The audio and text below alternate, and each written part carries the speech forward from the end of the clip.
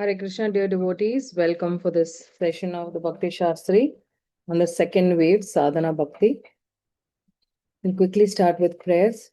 Om Ajnanatirmirandasya Jnananjana Shalakaya Chakshurum Militam Yena Tasmai Shri Guruve Namah Shri Chaitanya Manobhishtam Stapitam Yena Bhutale Swayam Rupa Kadamayyam Dadati Swapadantikam Namo Vishnupadaya Krishna Prishtaya Bhutale Srimate Bhaktivedanta Swami Niti Namine Namaste Saraswate Deve Gauravani Pracharine Nirvishesha Shunyavadi Paschata Deshatarine Jai Shri Krishna Chaitanya Prabhu Nityananda Shri Advaita Gadadhar Shivasadi Gaur Bhaktavrinda Hare Krishna Krishna Krishna Hare Hare Hare Rama Rama Rama Hare Hare.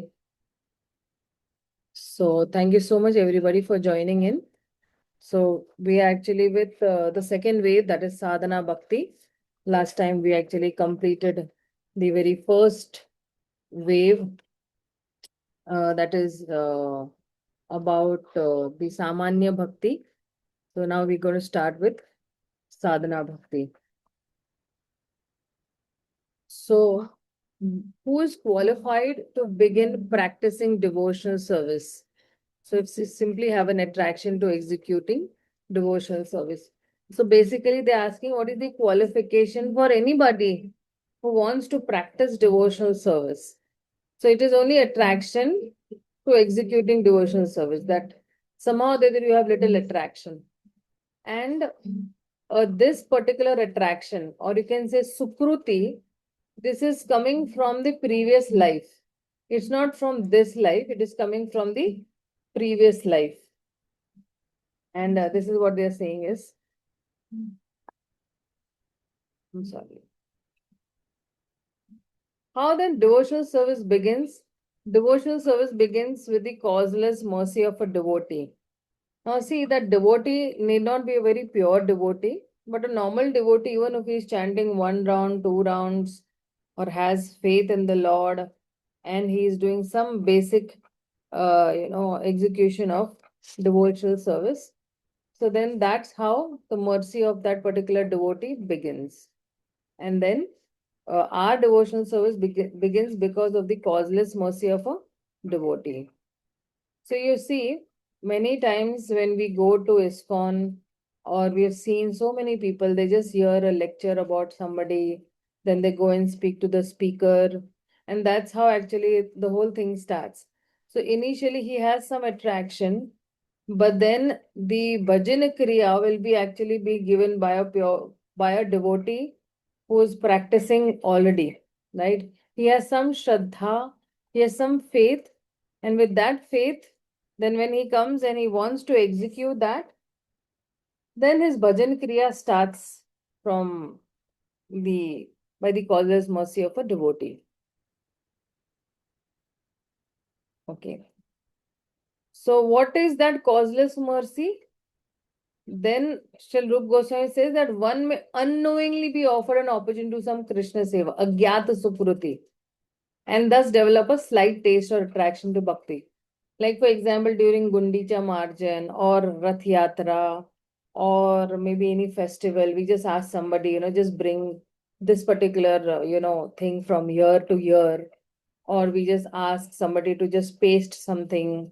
Very small, very menial services also that are there. That person develops his agyata sukruti. Well, then what qualification required for receiving causeless mercy and beginning Agyan Sukriti? Then there is no qualification required. Just the desire has to be there. How does one become a serious committed sadhana bhakt? Then, of course, Śrīla Rūpa Goswāmī says that attraction or the taste is the qualification for making a commitment. There has to be attraction for the Supreme Lord. To the systematic cultivation of sadhana bhakti. Of course, there are steps, we know the yoga ladder, and in the yoga ladder, you systematically actually you cultivate sadhana bhakti. the more pronounced our state, the greater our qualification.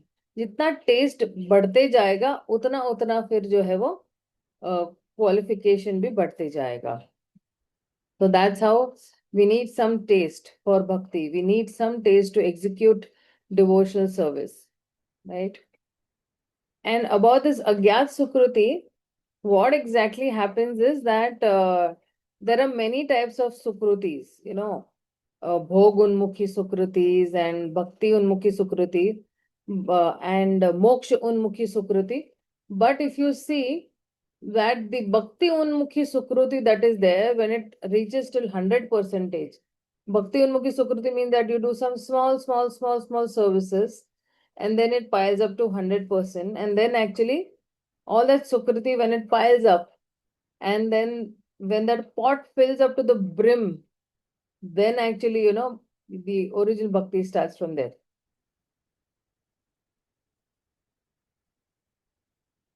So ahead he is saying, what is the qualification for advancing in Krishna consciousness? So of course, there is no hard and fast qualification required, right? It's not based on any intellectual abilities, but it is based on a taste for hearing Krishna Katha. Anybody who likes to do Shravanam, that particular person is definitely qualified, for advancing. The more he likes to hear, the more he advances.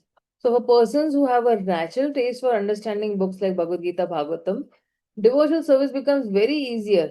Then those who want to do mental speculation or some arguments they want to do, or they want to do some debate or on certain statements made by Lord Krishna in the Bhagavad Gita, or they want to do some argument on the statements in the Srimad Bhagavatam, then, devotional service is a bit little, difficult.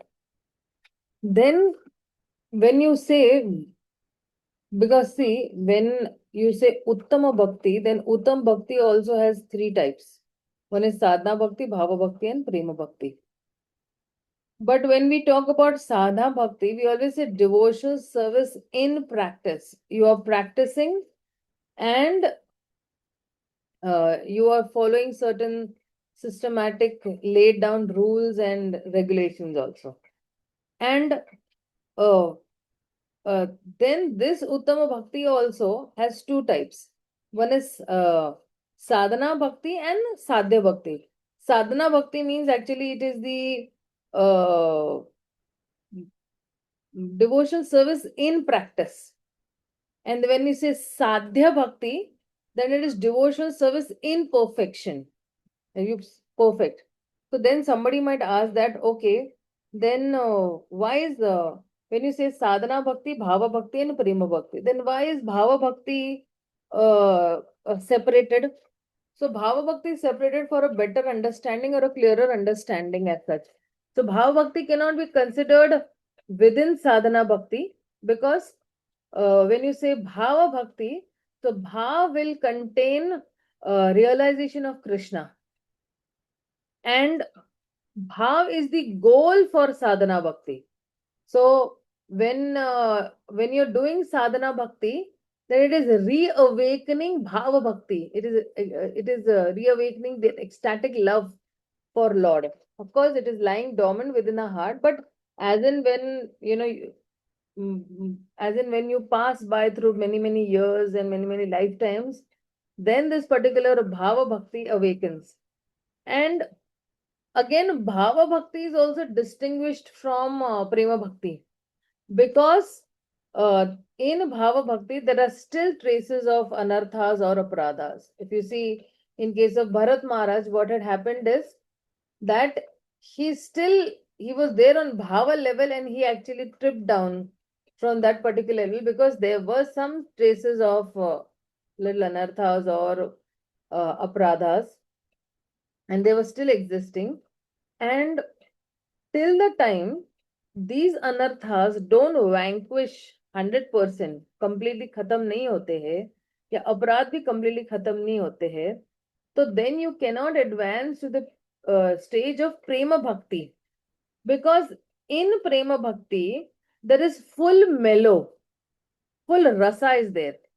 And that rasa does not manifest in bhava bhakti, right? क्योंकि इन भाव भक्ति आपके पास अभी भी जो है कुछ अनर्थ बाकी है, कुछ छोटे छोटे कण बाकी है अनर्थ के, तो फिर जो है वो पूर्णतया से जो रस रस का रसा स्वादन होना चाहिए उस रिश्ते में, तो वो पूरी तरह से बाहर नहीं निकलता, it does not emanate completely outside. And that is why in bhava bhakti, that is there, uh, there is, if there is no rasa, till the time there is no rasa, then you cannot advance to the stage of prema bhakti. So then when we say sadhana bhakti, then sadhana bhakti is also Vedi sadhana bhakti and Raganuga sadhana bhakti. So we are discussing about this sadhana bhakti. Okay.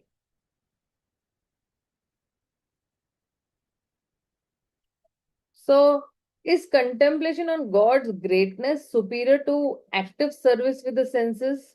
So somebody, contemplate, oh, God is so great and he made this, whole cosmic manifestation and so many,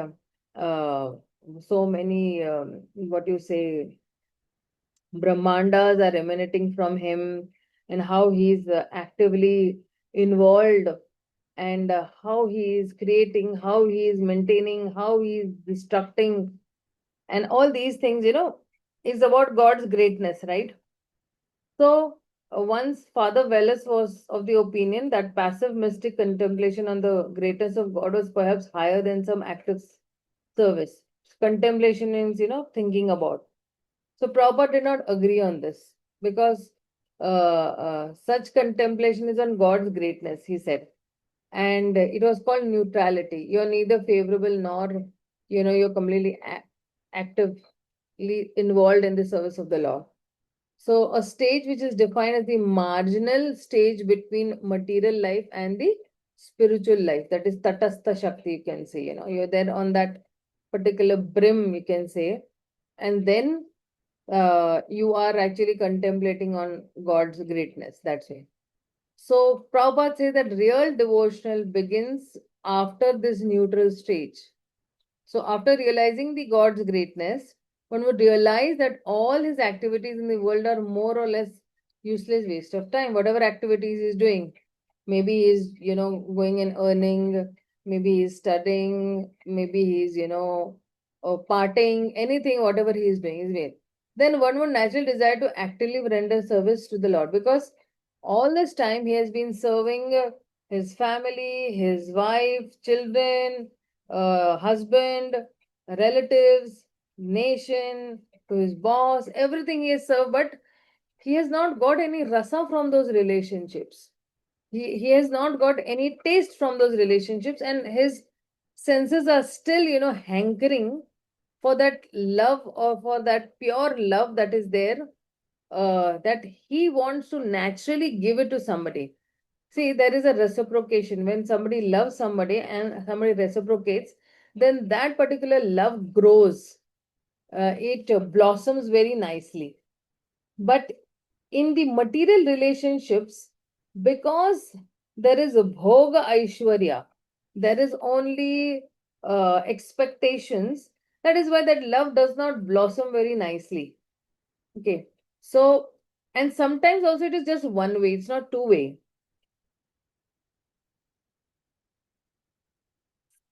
So Prabhupada gives an example that the mother's love for the child is the most selfless love. But if you see, it's a one-way love. The child is very innocent and he does not know what is love. But the mother selflessly, she keeps on loving without any expectation. And this type of love is expected by the devotees to love Krishna. And then Krishna accordingly reciprocates. So, even, after you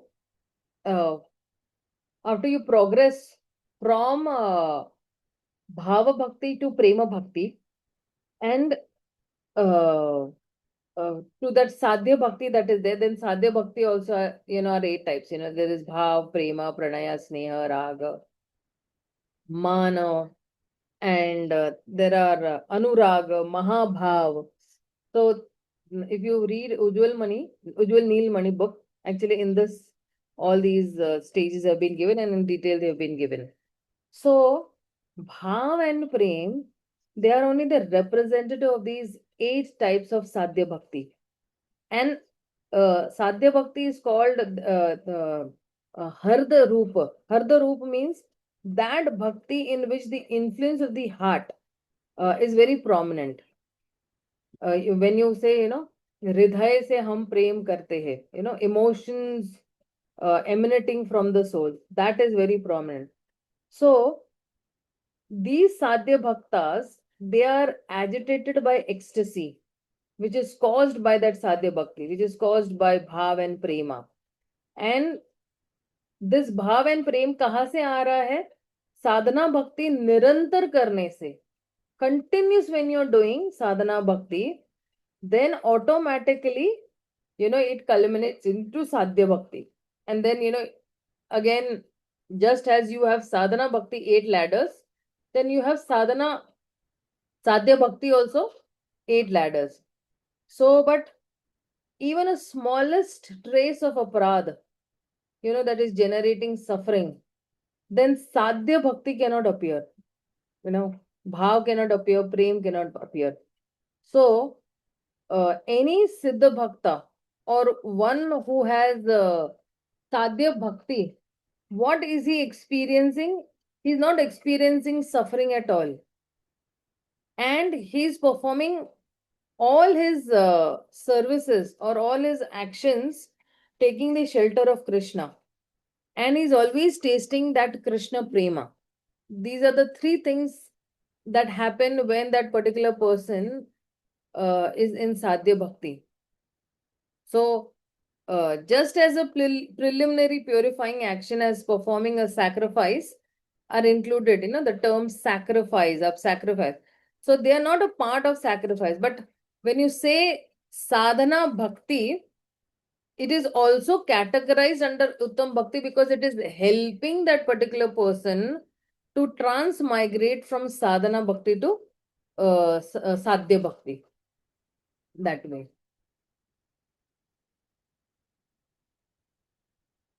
Okay. So now, over here, if you see that Prabhupada is saying that chanting 16 rounds of Hare Krishna Mahamantra, following 4 regulative principles, 64 principles of Nectar of Devotion that we'll be seeing ahead, then studying Srila Prabhupada's books and, giving a nice good discussion, Bodhayantasma Parasparam in 10.8 we have seen in the Bhagavad Gita, developing Shastra Chakshus to see the world. So currently, right now, we have got a lot of crisis. Now, how will I see this crisis through the eyes of the scriptures? That's called Shastra Chakshu, right? Because see, when you hear something, we have Shabda, right? But we have Pratyaksha and we have Anuman also. For example, when you have heard Shabda that this world is Dukhalayam Shashvatam and, Padam Padam Tesham Yad Vipadam, every step there is danger. Now, when these crises have come up, right? When we had Corona, when the war crisis has come up. So now you are seeing Pratyaksha. So what is Pratyaksha doing?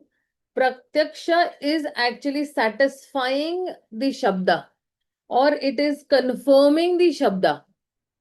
That yes, what I heard in the Shastras, now Pratyaksha, I am able to see and I am able to, even realize it. And then you actually have Anuman. So Anuman se aap kya karte ho? Oh, really, now I don't know how much the war is going to last, whether I'll be living or I'll not be living. Let me actually, uh, let me very seriously chant the holy names of the Lord. If you must have seen that video, there was one Philippine lady. She's making some video, and all of a sudden, that particular missile is attacked on her building, and boom, she goes. So, Padam Padam Yat Vipadam, there is danger at every step. She's making a reel for something, for her business or something, and all of a sudden that missile gets and the whole building collapses. So when we understand that this world is dukhalema shashwatam and wars can happen in it, तो अनुमान आप लगाते हो. You just, you do a guesswork or you anticipate that maybe, war is happening and maybe I can also die. Let me, fervently chant the holy names of the Lord. So now what happens is that Shabda is the final, but when it is coupled with Pratyaksha and with Anuman also, then Shabda has more weightage. Yo, I heard this. Now I'm seeing this also and experiencing this also. And something like that may happen also. Let me actually chant. And what the Shastra is saying that we should chant the holy names of the Lord fervently as a child calling out to his parents or to his father or to his mother. Now we do Anuman. कि अगर ये नहीं करेंगे तो ऐसा होगा. So then we actually, take up to spirituality more seriously. Sing Vaishnava songs and shlokas with knowledge of meanings. This is one of the very nice things, singing Vaishnava bhajans, shlokas with knowledge of meaning. So many shlokas we have, right? Brahma Samhita we have the 12th chapter, the 15th chapter of the Bhagavad Gita. We have the whole Vishnu Sahasranam. All these we can chant with meaning. Request your senior devotees to award you Krishna Seva and then do them. You can just tell your senior devotees, please, मुझे कुछ सेवा दीजिए. I want seva. Pray to deities begging for seva opportunity and for spiritual progress. Accept all favorable items in Krishna conscious. Reject all unfavorable items in Krishna conscious. Always keep your mind and senses absorbed in relation to Krishna. See, this particular stage of, always keep your mind and senses absorbed in relation to Krishna, that is actually a matter of practice. What Prabhupada is saying, that if you're chanting 16 rounds and you're following regulative principles and you're reading books and you're singing Vaishnava songs and you're doing some practical services, accepting, rejecting what is favorable, unfavorable, then you can keep your mind and senses absorbed. But if sometimes we are not doing any of these things, then how will the mind be absorbed? Then the mind is in an illusion. The mind is captured by the material energy of the Lord, right? The spiritual energy is nowhere existing in our lives that way.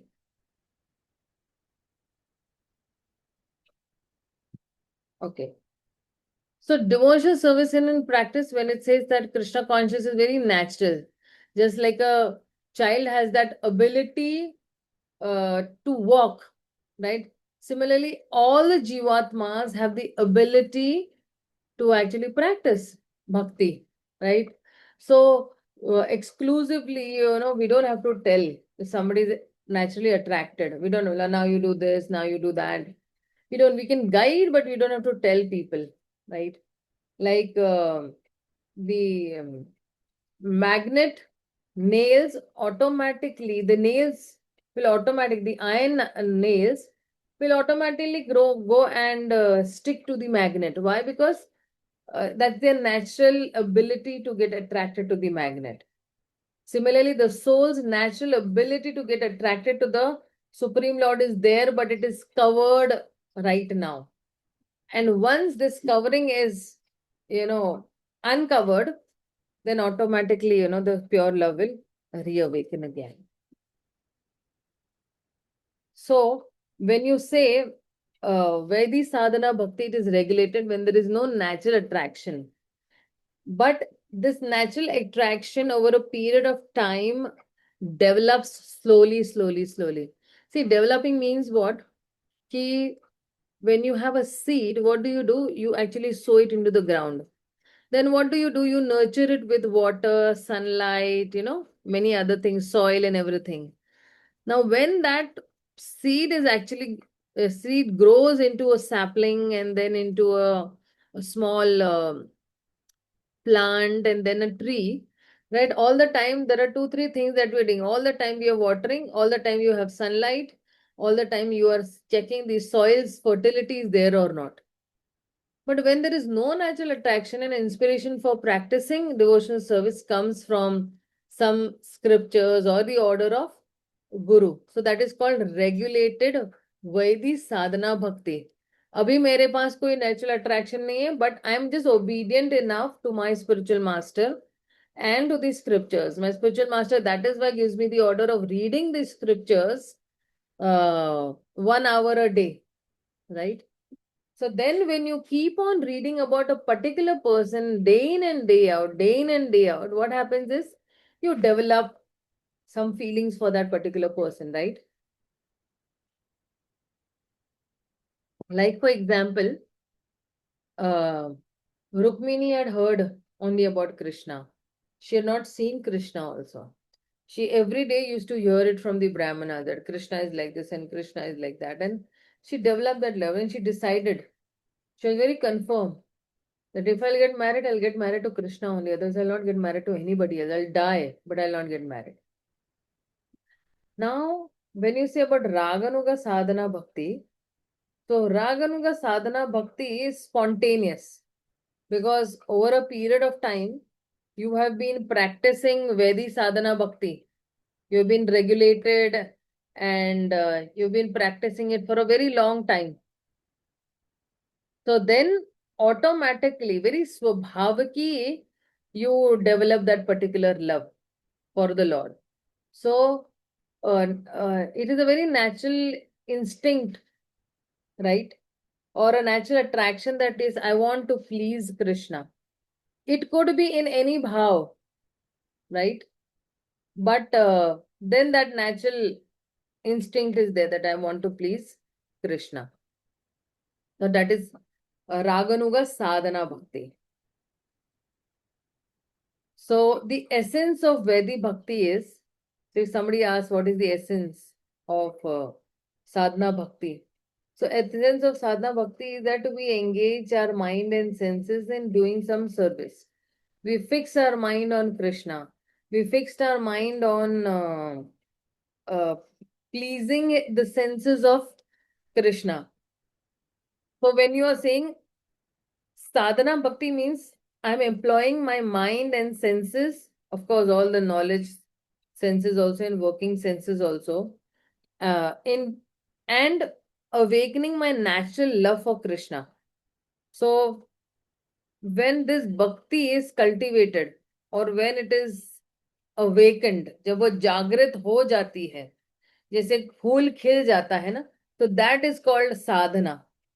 And by action you can say kriti, of you can say that the senses. So when you say kriti sadhya bhavet sadhya, bhava sa sadhana bhida. So when you say that when you practice of bhakti is executed with some senses, it is leading you to the stage of bhava, and that is actually called sadhana bhakti. So when sadhana is that, sadhana bhakti is that by which two things are awakened. One is bhava bhakti and one is prema bhakti. They are awakened. When that is why when he says that, uh, when he's saying that smartavya satatam Vishnu vismartavya na jatu chet sarva vidhi nishedasyor itayor eva kinkarah. Some or other ways think of Vishnu without forgetting him under any circumstances. So now what is he saying is every minute we have to be thinking about Krishna. It's not like that maybe 2 hours I'm thinking of Krishna, 1 hour of thinking, and other all times I'm thinking about sense gratification. This is the most basic regulative principle that you are engaging all the mind, all the senses and the mind in Krishna's service as such. So there is a very natural instinct when in the previous slide when you see that the child has the walking ability. It's a very natural instinct that slowly when um, um, he's doing practice, the ability of walking is there within the child.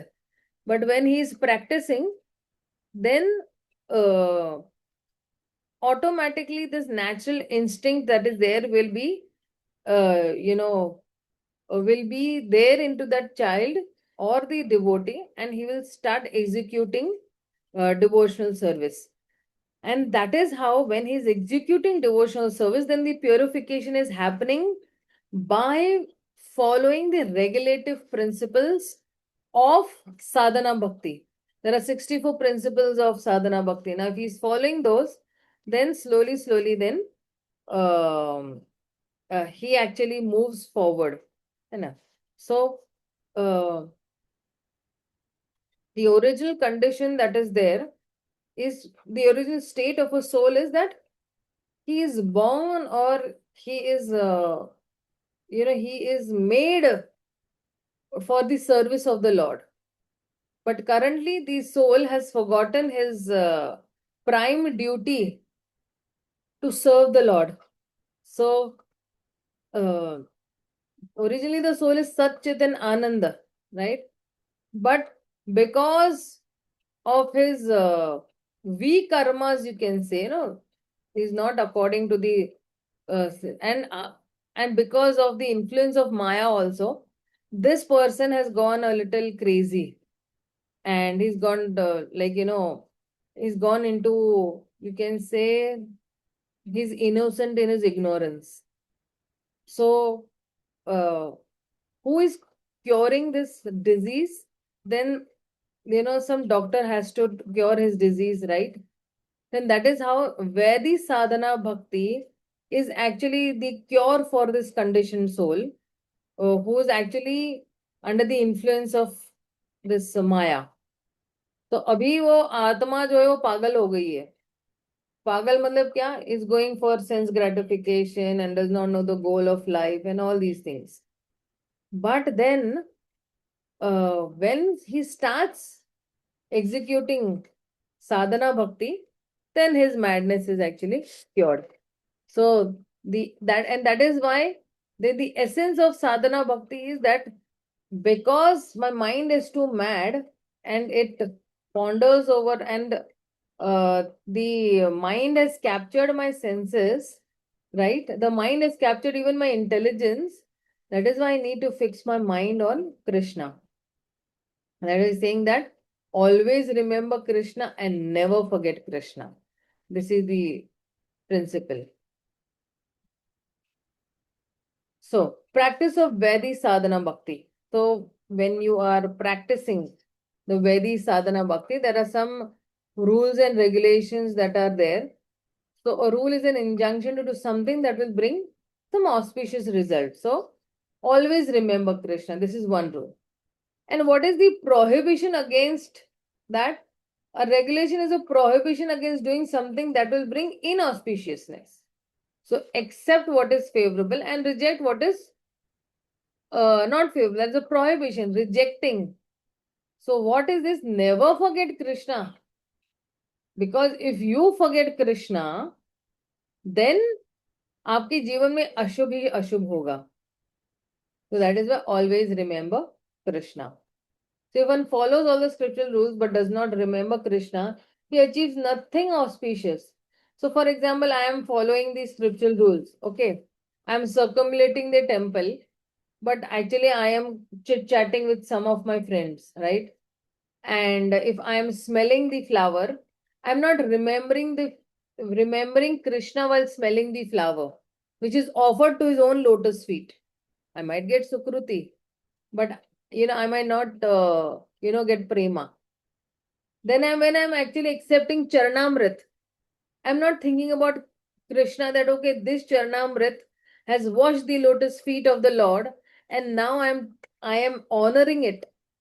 So this is what he's saying, this, that if somebody is following the scriptural rules, but he does not remember Krishna while following those rules, then he achieves nothing auspicious.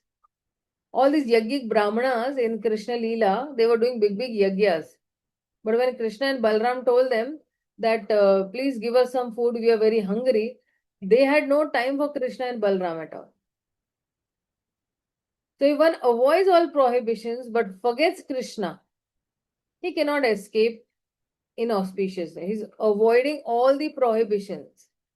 do's and don'ts. So don'ts ko is avoiding. Don't do this. Don't do illicit sex. Don't do gambling. Don't do, intoxication.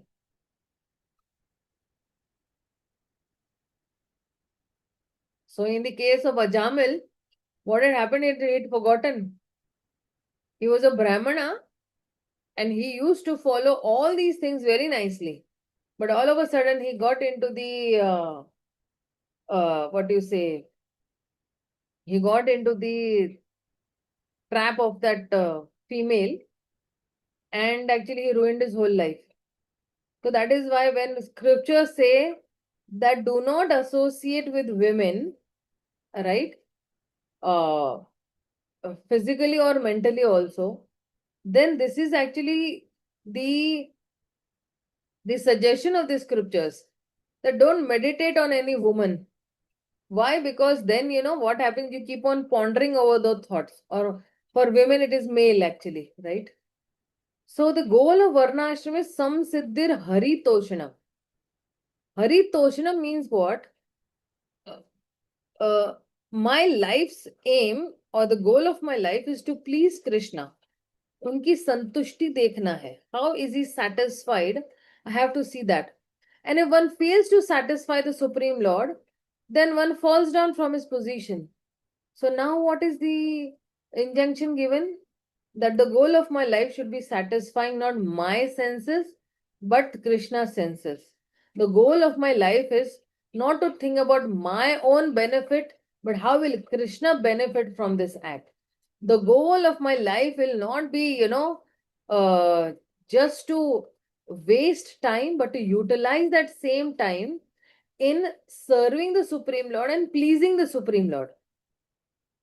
See, it may take time for some people to come to that point. Every minute utilize in Krishna's service. But as in when you keep on practicing, you will actually have that life में जो है भगवान के अलावा कुछ है ही नहीं. भाई भगवान ही मुझे आनंद दे सकते, बाकी कोई कुछ, no amount of temporary money, happiness, or going to picnics, parties, or matter, or my house, or my laptop, my mobile, my car, my family members, then none of them are going to actually help me. Of course, I have to show affection to them, but I don't have to be attached to them. Attachment is only for one person, and that is for Krishna. And affection can be for the whole world. Yeah, I'm affectionate for the whole world.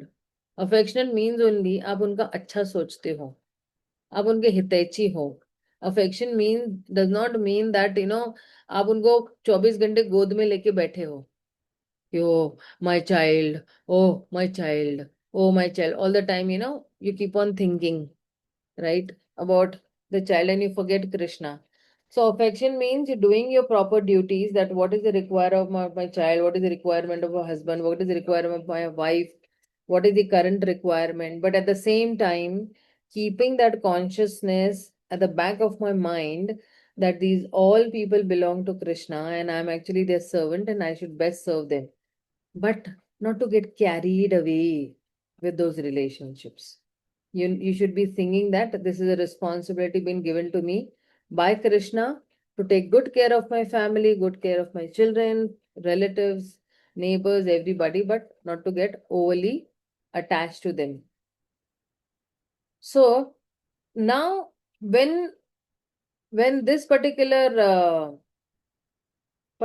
slide, when you say that always remember Krishna and never forget Krishna, so how will you be able to do that? You are going to awaken that smriti or the memory of Krishna 24/7 by hearing about Krishna Katha, by hearing about that particular person, by hearing about Krishna. He's saying that Yad Richaya Mat Kathado Jata Shraddhastu Yaha Puman Na Nirvinno Nati Sakto Bhakti Yogo Asya Siddhida. If somehow or the other by good fortune one develops faith in hearing and chanting my glories, such a person, being neither very disgusted nor attached to material life, should achieve perfection through the path of loving devotional service to me. So Krishna says, somehow they, by good fortune, one develops faith. Now, this good fortune, there is a book actually, when good fortune, when good fortune arises, by His Holiness Gaur Govind Swami Maharaj. Such a wonderful book. I really love that book. And how will this good fortune arrive? It is only by the mercy of a pure devotee this good fortune will arrive. And this faith will be developed by that same mercy only, hearing from the pure devotees of the Supreme Lord. And then this person will never get disgusted with spiritual life. He'll be disgusted with material life, but never be disgusted with spiritual life. And he'll attain spiritual perfection. So now, somebody might say, did you get the right Sukruti seed? Please check. Right Sukruti seed means which is the best seed for this uh, beautiful tree to blossom. The seed, the beautiful tree of bhakti to blossom. So what is Bhogonmukhi Sukruti? Bhogonmukhi Sukruti means it will bestow material opulence. Like people do a lot of charity, people do a lot of annadan and this dan and that. So it will bestow some material opulence. In this lifetime, if I have done a lot of annadans and giving blankets and water and food and everything to people, then okay, this is called भोग उन्मुखी सुकृति की आपको अगला जन्म मिलना है तो आपको भोग करने के लिए चाहिए and that is why you are doing all these philanthropic works, right? Then is moksha unmukhi sukruti. So you are meditating for years and years and you want to merge into the Brahman. That is called moksha unmukhi sukruti. And then there is bhakti unmukhi sukruti. Bhakti unmukhi sukruti means what? That love for the Lord is dormant within my soul. But right now it is covered just as the fire is covered with ashes, right? So now, as in when I keep on doing uh, some menial service under the direction of a devotee, right? Because see, it's saying that the good fortune of Bhakti Unmukhi is attainable only when comes in contact with a devotee, because the devotee can only engage you in those activities which will build your Sukruti. Bhakti Unmukhi Sukruti. Like your devotee tells you, okay, please circumulate the Tulsi 3 times. He'll tell you, please water the Tulsi. He'll tell you, please, bow down to the Tulsi. Please bow down to the Lord. Please bow down to Prabhupada, right? Or please offer a small flower to the Lord, a flower, a fruit, water, Tulsi to the Lord. All these are Bhakti Unmukhi. Initially, you don't have any love for Krishna and you are circumventing thinking that मेरी भोग उन्मुखी सुकृति बढ़ेगी. Intention is what? कि I will get some material opulence if I circumambulate the temple, Tulsi, if I offer some flower, fruit to the Lord, if I do some barter exchange with the Lord. But as and when you keep on doing that same activity, then exactly what happens is that slowly, that because see, you are serving the Supreme Lord, who is your ultimate master, who is your ultimate pati, right? And your gati is going towards that pati. Gati means your activities are going towards that pati. So when your gati is going towards your pati, then your mati also will be in your pati. Pati means husband, right? Mati means your mind. Your intelligence also will be there in this. So that is why when you say that small actions, they lead to a bigger picture or a bigger surrender towards the Supreme Lord. छोटी छोटी activities हम घर में भी कर सकते हैं. Now you don't need a deity for that. You can do it with your photograph also. Photograph of the Supreme Lord. You can have deities. You can every day offer flower, fruit, and water to the Lord. Krishna is not saying that I want Bisleri water only. No, very simple things he is expecting. And very next look, he says, whatever you're doing, you do it for me. You are moving out of the house to earn money, you just say, I'm doing it for you, Krishna. This is not my family. These are your people only given to me. And I have to actually, it's my duty to provide all the good facilities and luxuries to my family. Being a mother, being a father, being a sister, being a daughter-in-law, all these are responsibilities. And we need to be affection with those responsibilities. And still we should know that these are part and parcel of Krishna and I'm just serving Krishna. In that way, slowly, slowly, we can come to the stage of sadhana bhakti, right?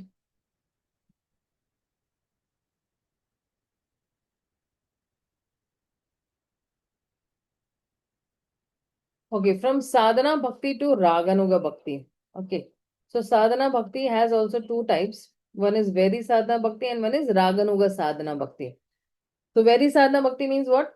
It is a very vidhi ke saath karna kuch bhi. Vidhi means certain principles are there, and according to those principles, if we do we do bhakti, then it's called very sadhana bhakti. And Raganavuga Bhakti means what? It is spontaneous. You don't have to think that should I donate 1 lakh to the temple or not. You spontaneously do it without even thinking. So okay. So where from sadhana bhakti to ragana bhakti. Like for example, Kunti Maharani had a reverential admiration. Uh, she was in relation with Krishna with some reverential man samman wala. But Yashoda had spontaneous attraction. See, spontaneous attraction ka example if I'll tell you. Okay. That, my small little baby who is just 1 year old and he started to walk. And all of a sudden he trips. Okay. Gir jata. And I'm seeing, immediately, my heart beat will stop for a moment. And immediately I'll immediately picking up in my lap and, I'll kiss him and all. So Yashoda Mai, if you see over here, she used to do the same thing. If Krishna used to fall, immediately she used to pick up and she used to give him so many kisses and so much of caressing she used to do to Krishna. So this is a very, can say, uh, this relationship is such a selfless relationship between Mother Yashoda and Krishna. And Krishna also loves Mother Yashoda selflessly. When he is the child of Mother Yashoda, he does not know that I am the Supreme Personality of Godhead. In Damodar Leela, we have seen, Kitna out of fear he is running from Mother Yashoda. So if he knows that I am the Supreme Lord, then he wouldn't be running. Then तो फिर this whole लीला का purpose ही dissolve हो जाता है. That the Supreme Lord, who is the master of all the cosmic manifestation, he is afraid from one stick of Mother Yashoda. So the Achintya Leela Shakti of Krishna acts over here, and the Achintya Leela Shakti of Krishna covers even Krishna, so that Krishna can enjoy that particular pastime. And Mother Yashoda also is Mother Yashoda, totally does not know that he is my child. Abhi bhi nahi pata hai usko. Sometimes he might open his mouth and he will show some Brahmanda and all, and she goes bewildered and she faints. But till time eternity, she is all the time covered by Yogamaya only, and she is covered by that covering, that she is only knows that he is my child and I have to love him selflessly. तो अभी तक mother Yashoda को कुछ पता ही नहीं, और पता चलेगा भी नहीं कि he is the supreme personality of Godhead. Otherwise, that whole relationship gets diluted. If some secrets are revealed, the relationship gets diluted. That is why it is better to cover that. You can say intelligence, or you can say mind, or whatever it is. You just keep it covered, so that let Mother Yashoda also give her 100% love to Krishna, and Krishna is also covered, and let him give that 100% happiness to Mother Yashoda, being Mother Yashoda's child. See, Krishna feels very proud of being Mother Yashoda's child or Devki's child. Okay. And that is why he loves to be called by his devotees. If you straight call Krishna, no, he will not come. But you say, Yashoda Nandan, please come here. Immediately he'll come. Because first his devotees and then he, this is his policy. This is Yashoda Nandan. When you say Nanda Nandan, you say, na. Devki Nandan, when you say, right? So like that, when you call Krishna, immediately he will come. But if you just call straight Krishna basis, now somebody might wonder, Mataji, we are chanting Hare Krishna Maha Mantra. Abhi though it's not a very straight call. It's not through the devotees. Then how will Krishna listen? But you have a Srimati Radharani. First, you are taking his pure devotee's name. Hare Krishna, Hare Ram. So first is Radharani and then you're calling out Krishna. Automatically, Krishna comes running. So these things have to be really understood at a little more deeper level. So then, what is he saying that? Krishna Bhakti Rasa Bhavita Mati ki Kriya Kriyatama Yadi Kuto Api Labhyate Tatra Lolyam Api Mulyam Mekalama Janma Koti Sukrutira Na Labhyate. So, this is from Madhya Leela, and Andal, who is the incarnation of Krishna, is one of the consorts, and out of love, he would wear the garland, which is garland to be offered to Lord, first on herself and then offered to Krishna. So, pure service in Krishna conscious cannot be had even by pious activity in hundreds and thousands of lives. It can be attained only by paying one price, and that is intense lobha or greed to obtain it. If it is available somewhere, one must purchase it without delay. तो आपको pure devotional service के लिए क्या भरना पड़ेगा? That is the price that is called लौल्यम. तत्र लौल्यम अपि मूल्यम एकलम. एक ही जो है मूल्य है भक्ति के लिए, है ना, कृष्ण भक्ति के लिए. What is what? लौल्यम. And if you get it somewhere, you please purchase. See, ये लौल्यम भी है ना, भक्तों के संग में ही आता है. Lolium you cannot have alone. You might have some little lolium, but it grows in the association of devotees. So very important is association of devotees. So when Chaitanya Mahaprabhu is meeting some devotees, and then Chaitanya Mahaprabhu tells even Ramananda Rai that lobh is only the cause for bhakti. Without lobh, you cannot have bhakti. And Chaitanya Mahaprabhu, you see, all the time with his own personal experience, he's been showing that this is how lolya should be there for bhakti.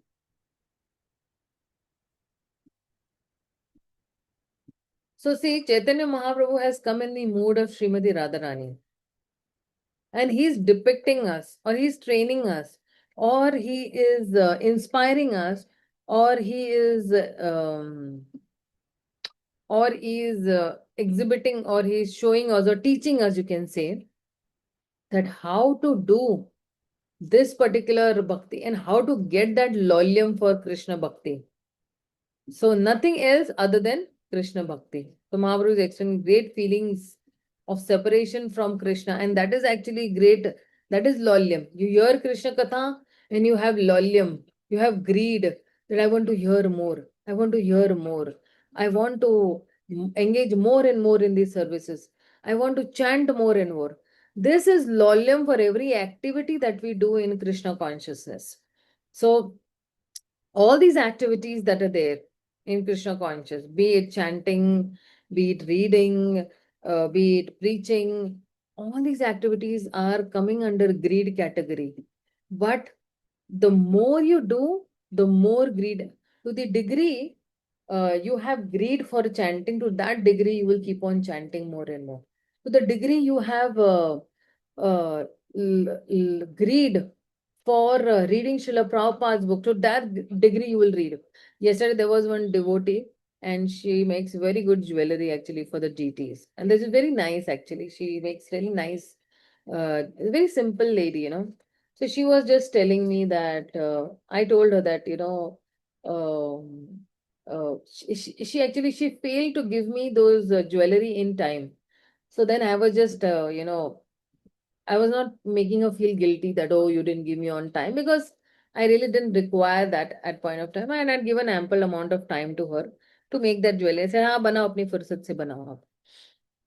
Then I was actually trying to console her. Ha, I know you're very busy, that all devotees are so busy nowadays. Everybody has their chanting, reading, and services in the temple, and then we have our jobs to do and all.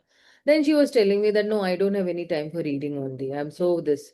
I said, hey, 5 minutes to nikalo na aap. I said, you just remove 5 minutes. You don't have to read for 1 hour. You just read for 5 minutes. Open the Bhagavad Gita. Don't even read the shloka. Just read translation and purport. That's it. Because sometimes people get very overwhelmed when I cannot read Sanskrit. I cannot read the shloka. I said, don't do that. You just read the translation and just read one purport. And every day you just follow this. You don't have to do anything.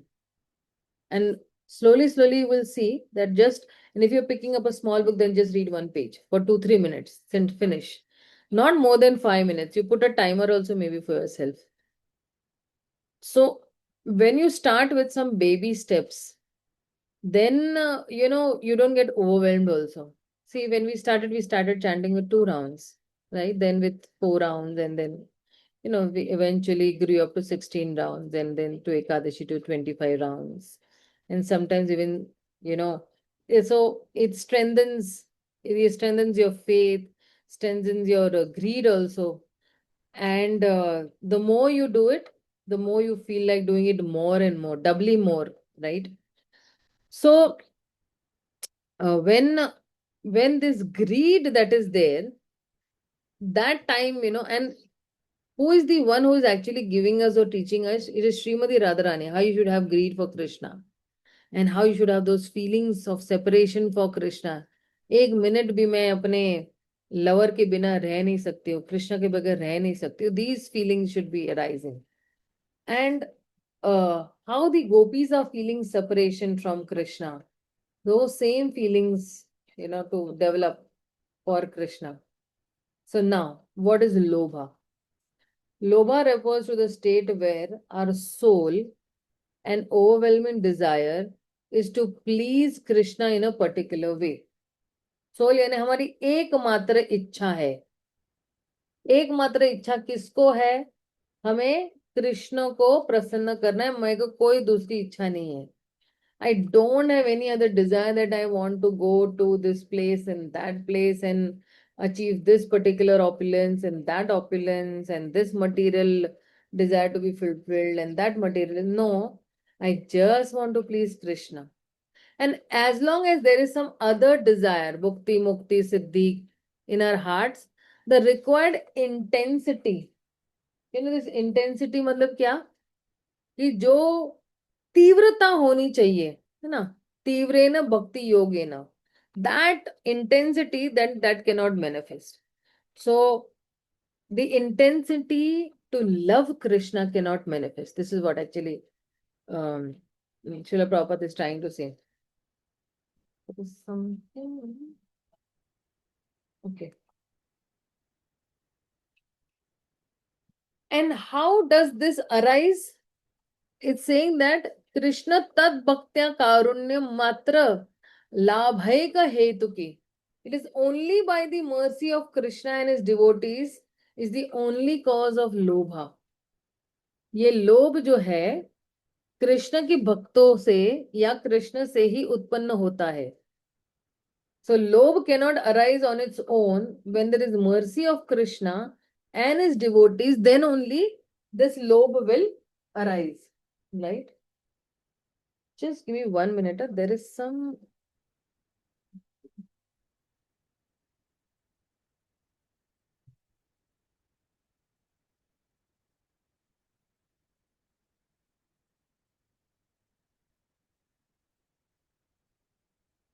Okay. So, only by the mercy of devotees and Krishna, this lobha will arise. See, when you must have met some devotees, right? Some devotees must have inspired you by their own personal actions or their talk or by describing or narrating the pastimes of Krishna, which really attracted you, right? And at least with me, this has happened. When I heard the first time the pravachan of Krishna Nam Prabhu, He's in Delhi, IIT Delhi, he teaches in. So, of course, I've never met him after that. That was only his first. So, I had come with this notion in Krishna consciousness, like, because my mother was inviting us to the temple. I said, see, I'll come to the temple only on one condition, that if they're going to speak pure Krishna Leela, then only I'm not interested in philosophy at all. But later on, after just 2, 3 sittings in those lectures, I actually developed a taste for this philosophy also of Krishna consciousness. But my first condition was that I want to hear only Krishna Katha. Then only I'll come. And if this time they will not speak Krishna Katha, then I will not come from next time. So then my mother said, okay, you come just once as such. So, and luckily, what happened is that day Krishna Nam's Prabhu spoke so many pastimes of Krishna only, which I was so happy. Then I said, yes, this is a bona fide, sanstha. Because many times you've heard, no, okay, people just fool you, people just, uh, just extract something from you. But then I said, somebody who's speaking, Krishna Katha, then it is bona fide, it is proper.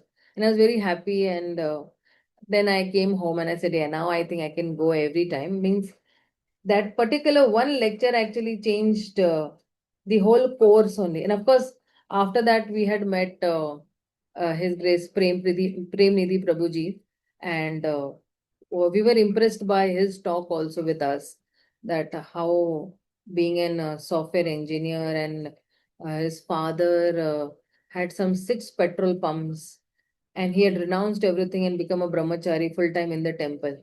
Then we thought that, and because I and my sister were speaking to him, and then we thought that, yeah, he being an software engineer means what, he has got some higher taste over here, and that is why he renounced everything and he came over here. And what is that? So then he had invited us for the Wednesday classes, which were very close to our house, hardly 3 minutes walking distance. And then when we went over there and we saw, then we thought that yes, he is renounced because he's getting a higher taste over here. And maybe all the money in the world cannot make you happy, all the riches cannot make you happy, all the, other opulences cannot make you happy, so-called opulences cannot make you happy. But only this Krishna consciousness can make you happy. Within 3 to 4 Wednesdays, we had this realization. But see, it was by the mercy of that devotee. And then mercy of Krishna came. So that then Lobha actually aroused कि हाँ जाना है, रोज जाना है. And every time we went, something we took and we came back, and that's how devotees helped us, for getting that lolya for the Supreme Lord. They arose in our hearts, that particular lolya. And yes, it was a dual way, it is a two-way. So when devotees arouse some lolya and you get some inspiration, then from within, uh, Krishna's mercy is also flowing. That yes, you like this lecture, wow. Next time also you come.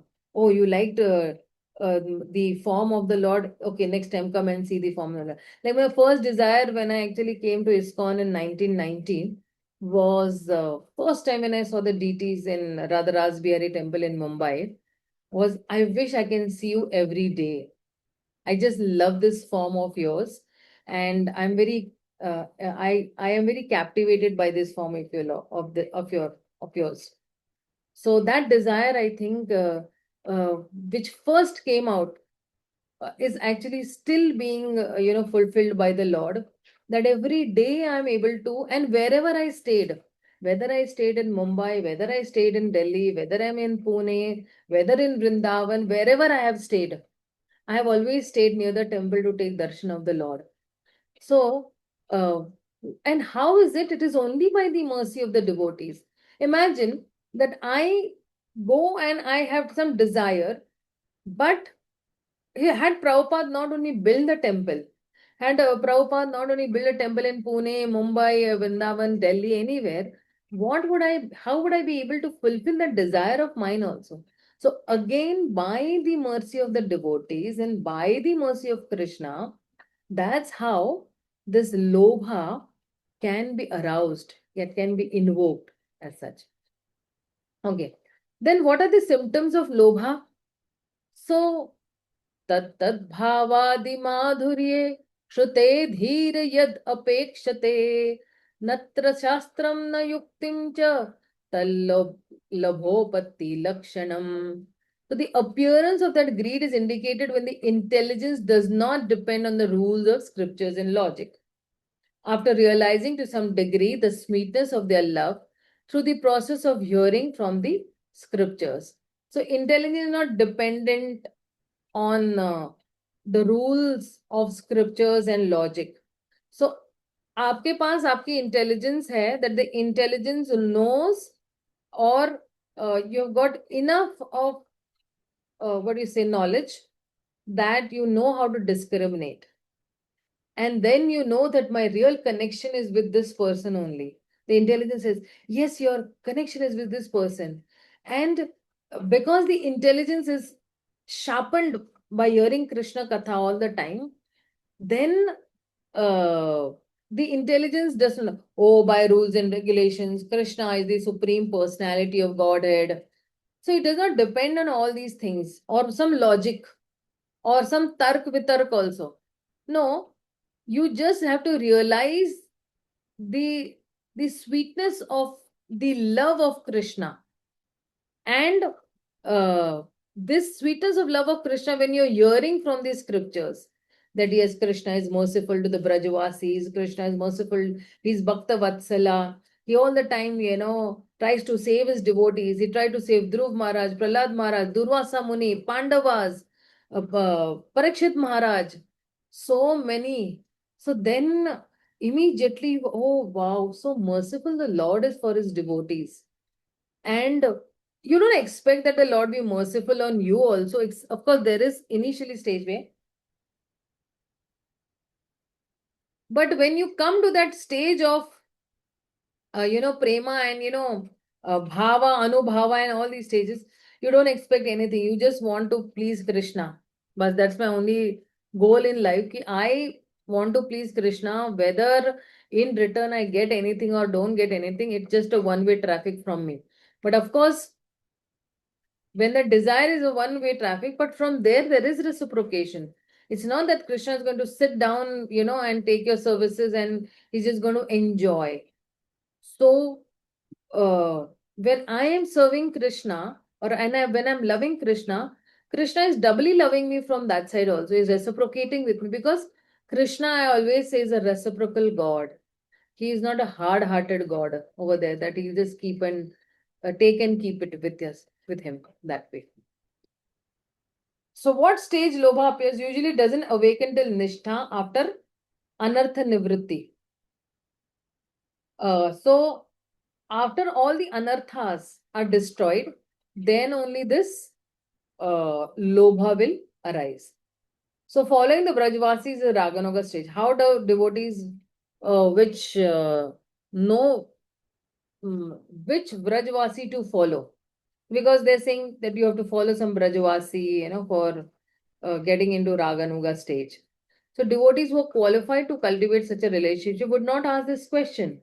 A natural and a special appreciation for the pastime of Krishna awakens in qualified devotees as they hear Srimad Bhagavatam and chant Hare Krishna.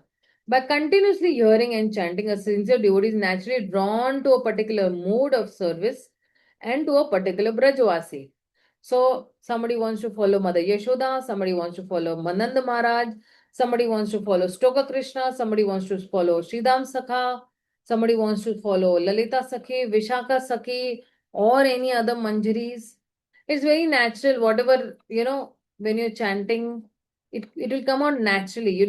Nobody has to tell you now follow this particular Vrajavasi. No, it will automatically, you will be drawn towards that person's qualities and his actions, and then you can follow Raganoga Bhakti.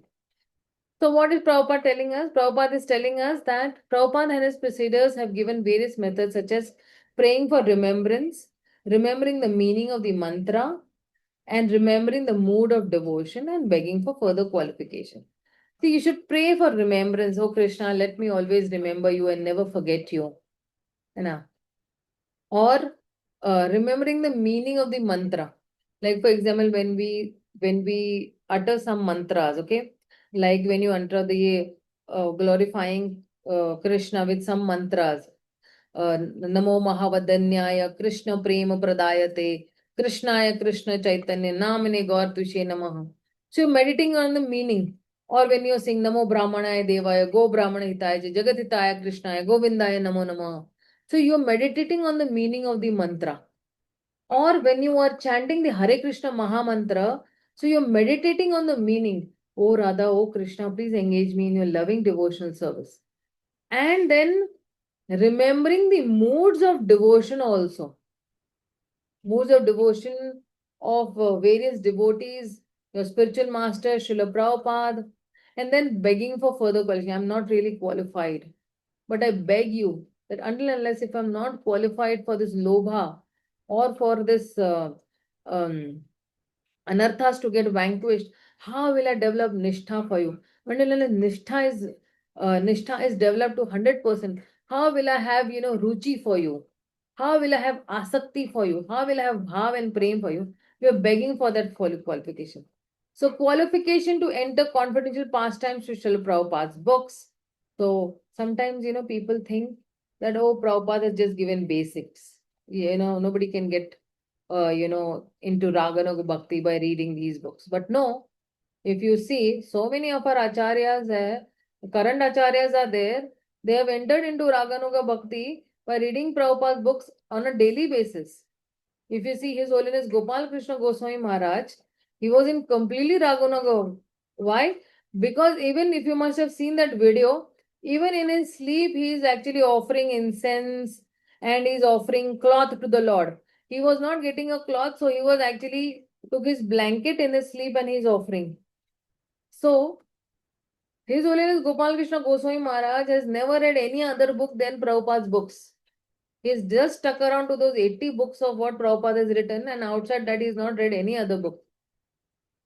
And still, he was in Raganuga level. So, we have a testimony over here that only by reading Prabhupada's books, you can get all, the desired results of Raganuga Bhakti. So, Srila Prabhupada's books have empowered translation, complex philosophies made so easily. It's very non-technical language. कोई jugglery नहीं है, कुछ ऐसे अंदर hidden meanings नहीं है. And confidential pastimes are given in such an innocent way. It is accessible easily also and safe also. You don't get overly charged up with that. ऐसे eccentric नहीं हो जाते हैं. Because sometimes some people read some books, of some other Gaudiya Vaishnava, they become eccentric and they become fanatic. Like I remember one time, one devotee in some part of India only, I wouldn't mention the name. So this person, he must have read, many books of different acharyas and Gaudiya Vaishnavas and all, and he became a little eccentric. And then he's coming and he's telling me, Mataji, Radharani came in my dream and she told me to wear this gamcha and just move around in the gamcha. Right? Then I was thinking that I didn't say anything to him. And he's an educated person. It's not like that he's not an educated person. He has a good amount of opulence, good amount of education. Everything is fine. But all of a sudden, in the process of attracting some cheap adoration, he starts behaving that way. And and because he's not under the guidance of anybody, not even under the guidance of his spiritual master also, he starts behaving so eccentric that immaturely he renounces so many things also. He renounces his own wife and children also immaturely. Of course, after 7 months, he realizes and he comes back. And the wife and children are very small, so what if they will accept him? The wife accepts him very lovingly again. And still, this particular person, keeps on telling everybody, Krishna came in my dream, Radharani came in my dream, she told me this, she told me that. But, one question Prabhupada always asks, that if you're so pure, then, are your anarthas completely vanquished? Is the anartha of attraction towards the opposite sex still there in you? Is the anartha of name and fame still there in you? Then actually, how can Radharani come in a particular person's dream? Prabhupada says it was your ghost who had come. And many times I've heard His Holiness Gopal Krishna Goswami Maharaj also saying this to his disciples, like some ghost has come in your, and you thought it was this, you thought it was Krishna who had come in your dream. So, Prabhupada books have the foundational knowledge for first time readers. Like, see, Narada's teaching to Prachetas, so basic and so nice. Or the deeper understanding for more qualified devotees. So, Shukdeva's description of the Ras Leela. And still, even after reading the Pancha Adhyay in the Krishna book, nobody goes fanatic. In fact, they have more appreciation for Krishna after reading the Rasa Pancha Adhyay. And warnings about premature hearing of the eternal Leela is also there. So warnings are also given in Srila Prabhupada's book. So unsteady devotees, they're agitated by pastimes. Learning basic philosophy from Prabhupada's books is primary. Krishna Leela reading could be secondary. Selfless seva, attentive japa, and diligent study of Shastra all gradually purify unsteady devotees. So three things are there. Selfless seva, attentive japa, and diligent study of Shastras will purify the unsteady devotee. Unsteady devotee means what? Because mind is not very steady. He cannot decide that because sometimes when people don't attentively chant, then they are confused. So they are not able to take proper decisions also. And that is saying attentive japa. And on attentive japa we can speak a lot. At the purified stage of steadiness, devotees are freed of most bad habits, aloof from affinity for the body. Affinity means overly, pampering the body, and free from sex urge. After becoming fixed up in Krishna conscious, study Krishna Leela. Be introspective and honest enough to recognize their own level of advancement and practice Krishna consciousness accordingly. So Prabhupada says first deserve, then desire. So, there has to be an adhikar or qualification, and then we can desire. So, prescriptions for non-devotees, mixed devotees, and neophytes. Non-devotees should hear topics that increase their faith in Krishna's divinity and greatness.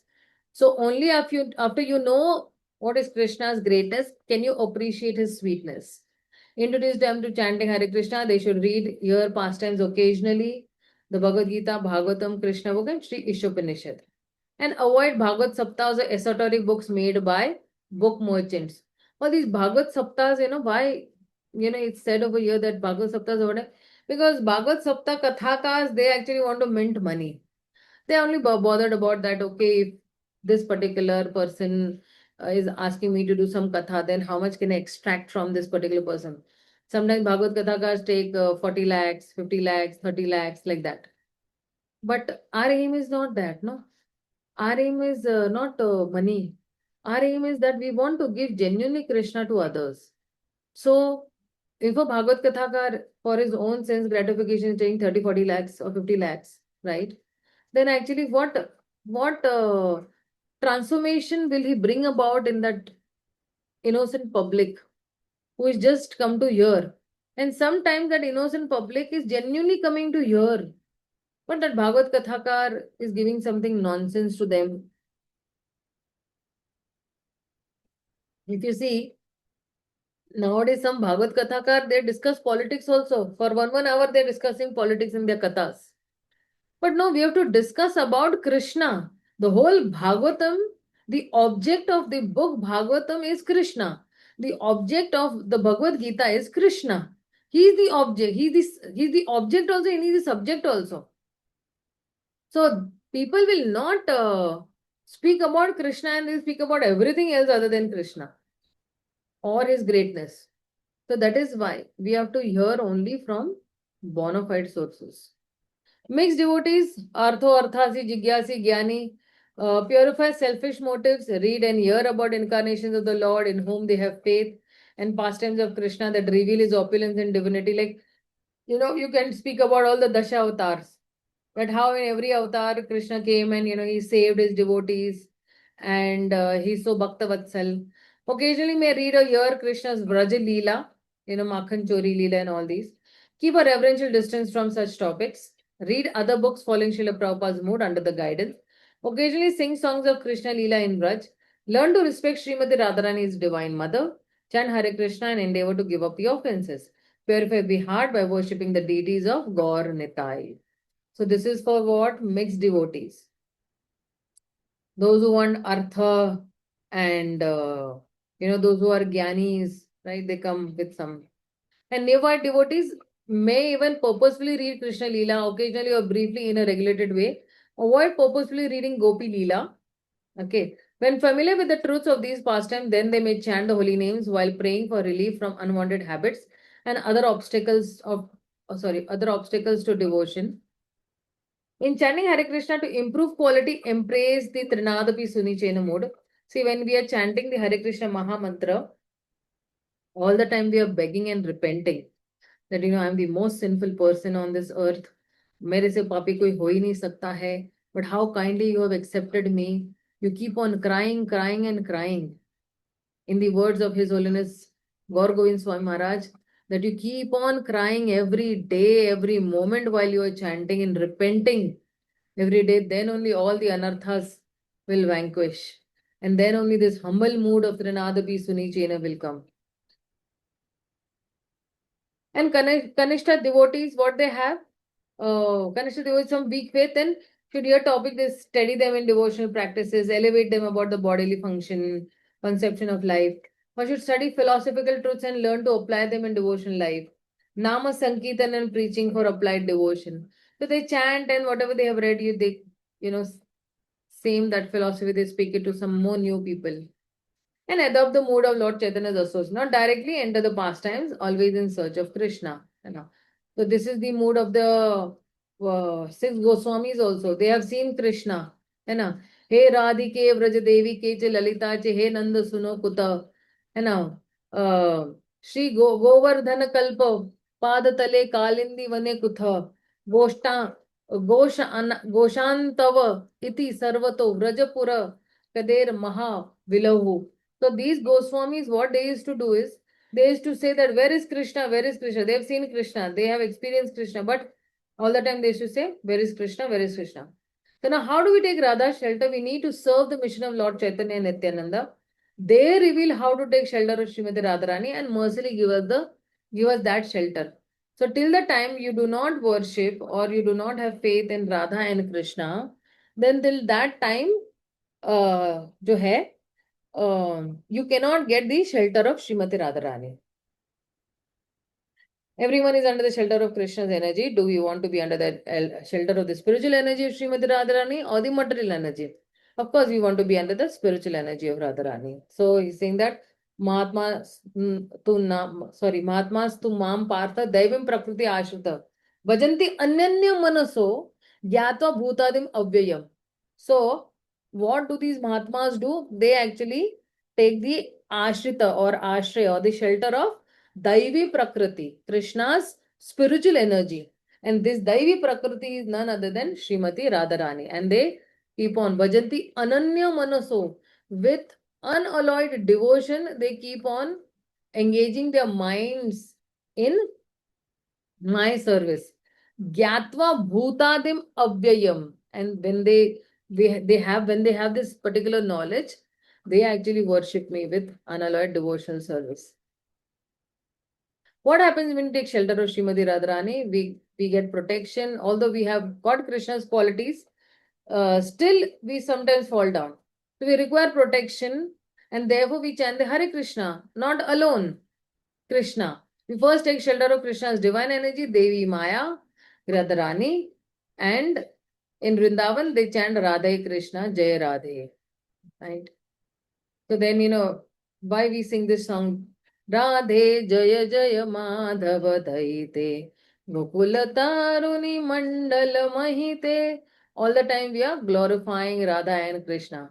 Damodarati Varadhan Veshe Hari Nishkuta Vrinda Vipineshe. You dress yourself to make Damodar, Lord Damodar love you more and more. No. And O Queen of Lord Hari's pleasure grove Vrindavan. वृषभानुदधि नव शशिलेखे ललिता सखी गण Ramit विशाखे. So करुण करुमय करुण भरिते सनक सनातन वरणित चरिते. All these great souls, they are also actually glorifying you. So this is the eligibility for beginning and advancing in Vaidhi sadhana bhakti. So see, the whole crux is actually that if anybody wants to move ahead in bhakti, right, they have to take shelter of Srimati Radharani, and then only can they advance in the Vaidhi sadhana bhakti, from Vaidhi sadhana bhakti to Bhava bhakti or Prema bhakti. So, okay, I'll just stop over here if anybody has any questions, doubts, queries.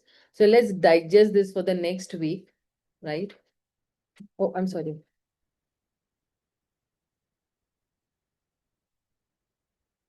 So if anybody has any questions, queries, doubts, you can ask me.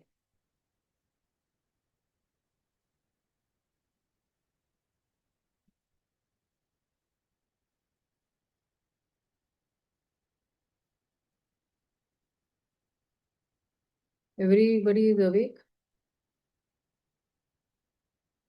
Yes, Mataji. Okay.